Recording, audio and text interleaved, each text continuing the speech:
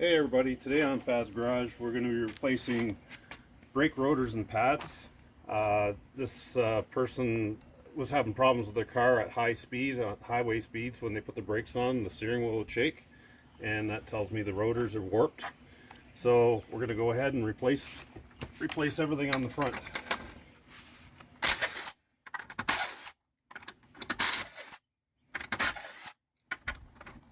So after we remove the tire here, that gives us access to our rotor and our caliper and our pads. Okay, first of all, we're just going to remove the caliper from your brake assembly here. And there's two bolts, one here, one here. So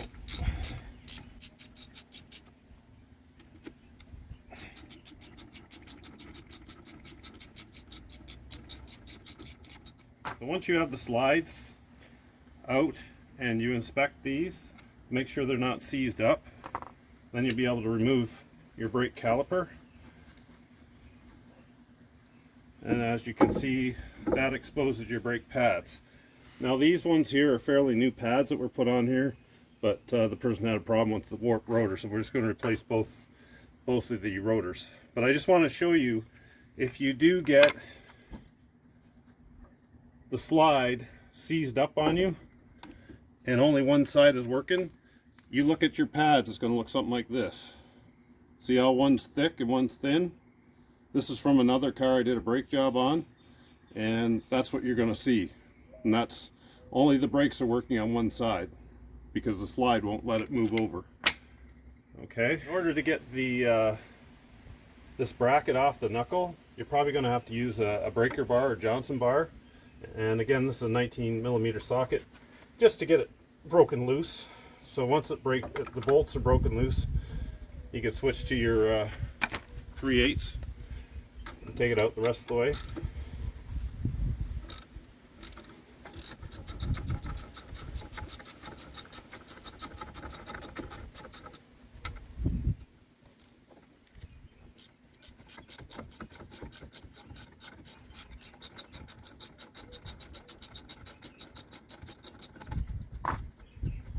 There's one bolt. That's the other. Okay, so when I slide this off, the brake pads are still mounted in there, and all the clips and everything. So from this point, I like to just take it right to the workbench, and I'll clean it all up and get it ready to put back on. Now your rotor, the main reason why we're doing this job, it's like this one here, it's loose. Sometimes you have to give them a whack with a hammer because they get corroded on there, but this one's nice and loose. So that comes right off. Okay, so I've got a new set of premium rotors, and on this particular vehicle it was actually two sizes, so you have to make sure that you get the right size. On this vehicle there was either 290mm or 320mm. And so I had to take the wheel off and measure, make sure I got the right part. And then just checking it here. Yeah, and it's the same size. These ones are the 320mm. So with these, the first thing that I'm going to do is I'm going to take some brake clean. Because these rotors, when they come from the factory, when they package them, they have oil on them to help keep them from rusting. Just use a little brake clean on them.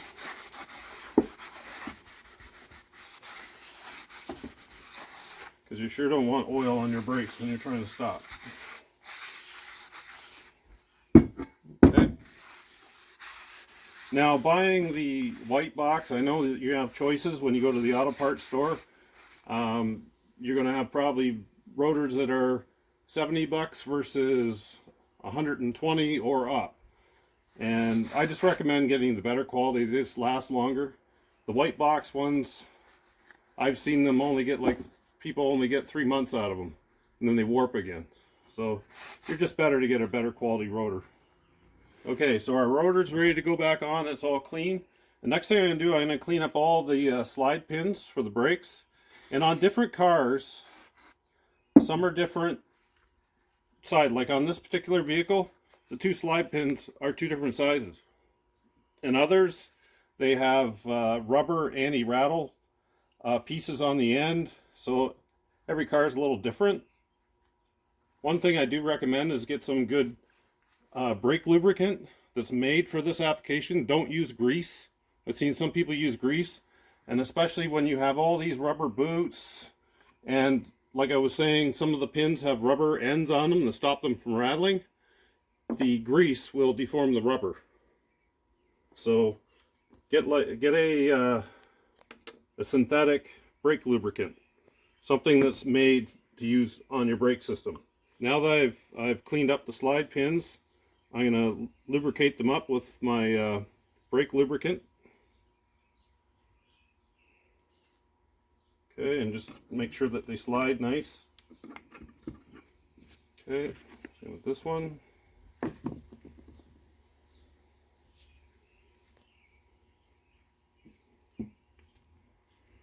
Some new pad kits come with new clips and others don't. So you might have to reuse your clips. And so you place your pads back in the slides, there and there.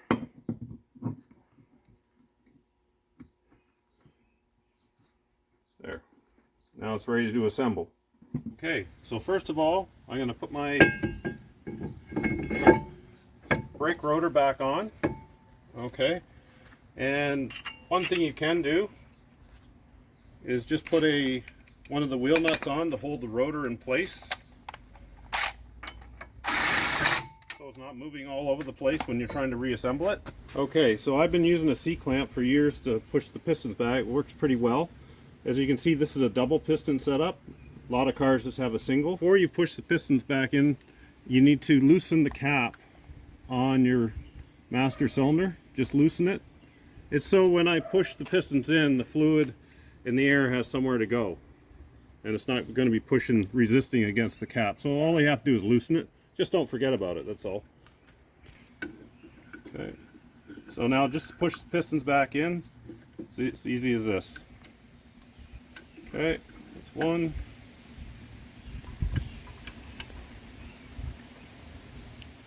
And that's the other one.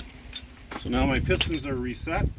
Now I can put my bracket back on that holds my pads, and then we can put the caliper back on. Okay, so now I'm going to put my bracket back on.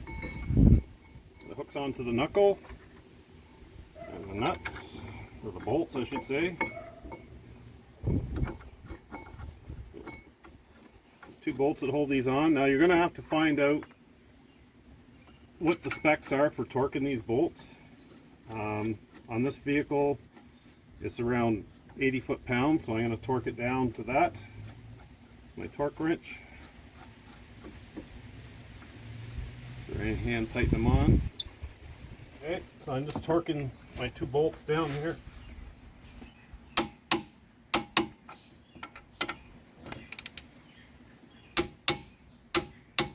Okay, so now those are torqued down properly, and my pads are in here. And I'm going to push them in towards the rotor so everything's nice and snug.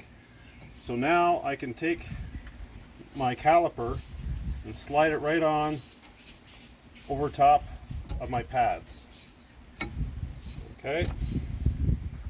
And then my slide pins go in. Make sure you put the proper slide pin, the proper position. Like I said, some are big, some are small.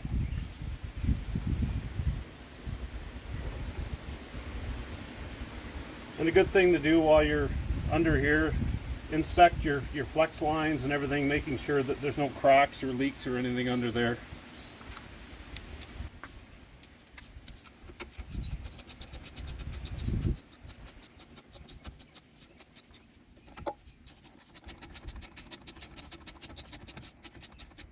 And now I'm just going to torque my slide bolts, and I'm going to torque them to 25 foot-pounds.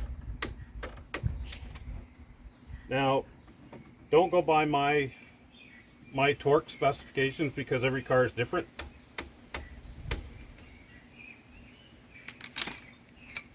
Okay, so now everything's reassembled. Now I can take my wheel nut off there. Now now that we've reassembled everything and torqued all our bolts, now we can put the tire back on.